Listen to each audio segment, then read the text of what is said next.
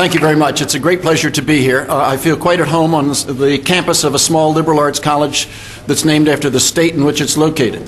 I taught at Connecticut College in New London, Connecticut for 33 years. And I'm particularly happy to be back in Illinois. Over the past 17 years, I've spent a great deal of time in this state, primarily in Springfield, but also elsewhere. And I have been the beneficiary of exceptional hospitality and generosity and kindness. And to the people of this state, I extend my hearty thanks for everything you've done for me over the years.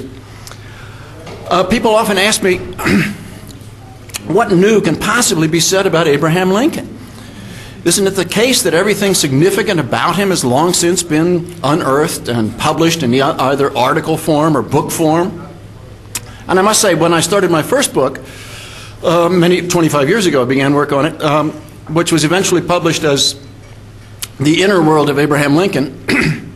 I wanted to call it Shrinkin' Lincoln, but my publisher wouldn't let me. And I assumed when I started work on that book that everything that I needed to know could be gotten in books and articles, and I wouldn't have to go traipsing around the country doing research in unpublished sources.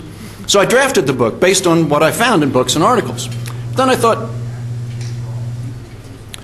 I should go and do some research on the road to see what might possibly be available in unpublished sources that hadn't yet turned up in books and articles.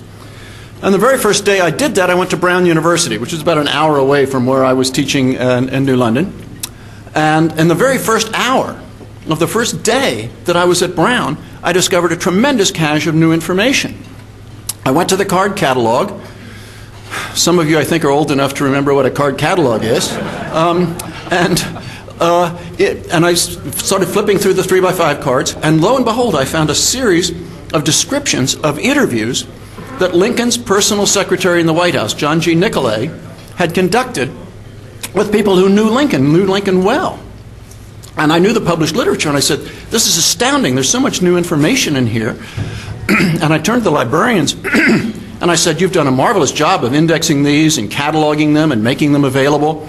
And I can't believe that previous scholars haven't availed themselves of this extremely rich cache of information. And not even anybody at Brown. All you have to do is walk across the street, and you've got this good new material at your fingertips. And the librarians at Brown told me, well, Abraham Lincoln's a dead white male. It's not very fashionable these days to write about dead white males. That social history is the vogue now. If you want to get ahead in the history department these days, you write about things like, well, homosexuality among 19th century Chinese pirates, or cultural hegemony and the corset panic of 1921. I'm not making these up, by the way. And I said, well, I suppose. But I went ahead and published those interviews as my second book called An Oral History of Abraham Lincoln. And then I went on to examine other interviews that had been conducted by early biographers of Lincoln. Because when Nicolay conducted those interviews 10 years after the assassination, he had intended to use them in his 10-volume, mind you, 10-volume biography of Lincoln that he wrote with John Hay. But he decided eventually not to use those interviews because he said reminiscent material is not entirely trustworthy. These were people recalling what Lincoln had said and done 10, 15, 20 years earlier.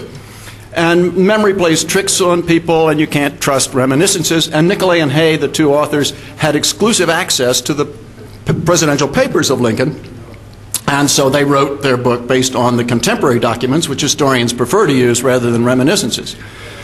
And they're right. Reminiscences have to be used carefully. As Mark Twain once said, the older I get, the more vividly I remember things that never happened. But if you use reminiscences carefully and you can compare them with contemporary documents, they can oftentimes yield a great deal of information.